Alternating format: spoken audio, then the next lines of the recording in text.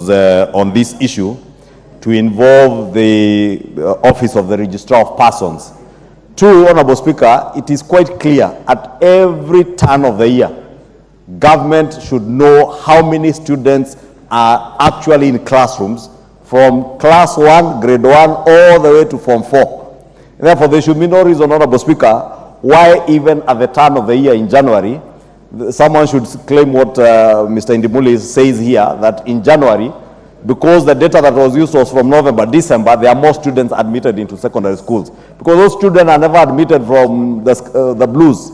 It is children who sat KCPE in the previous year, and government knows how many students actually sat for KCPE, for instance, in this financial year, and therefore they should be able to plan for them. Honorable Speaker, also to note that Parliament also has a role to play.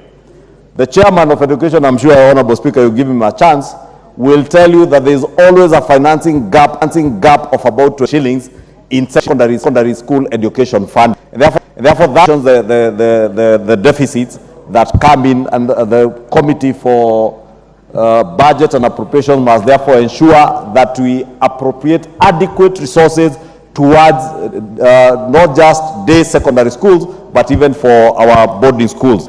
Two, Honorable Speaker, there are also cases of fraud, and members will tell you across all our constituencies, there are teachers who also escalate the actual number of students they have in NEMIS vis-a-vis the students who are in classrooms, causing a great disservice to others who are not captured in NEMIS.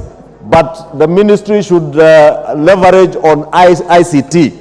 And I like what the member for Dagoretti South has said. There is no reason today, in this day and age, when we can be able to capture all these students right from grade 1 to Form 4 and leverage on ICT to ensure that every student has funds attached to that student, Honorable Speaker. Honorable Speaker, I heard the Leader of Minority in his contribution propose that maybe government should say they are unable to pay and allow head teachers to increase fees.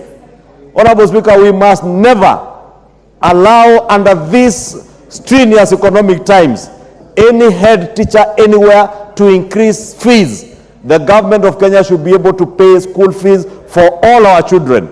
And therefore, I want to advise my good friend, the Honorable Pio and I, because I have seen them claim that school fees is going up, the cost of fuel is going up. You cannot also be saying here that we allow school fees to go up. School fees must not go up at all, Honorable Speaker.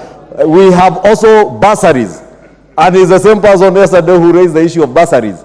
We must also ensure, Honorable Speaker, the multiplicity of bursary funds in this country is an issue, whether we like it or not. At one point or the other, we must be able to look into. MPs, or rather NGCDF, has a bursary kitty. The Ministry of Education has a bursary kitty. The county governments, against the Constitution, Honorable Speaker, now have a bursary kitty for secondary schools. This multiplicity of these bursaries, Honorable Speaker, if we do not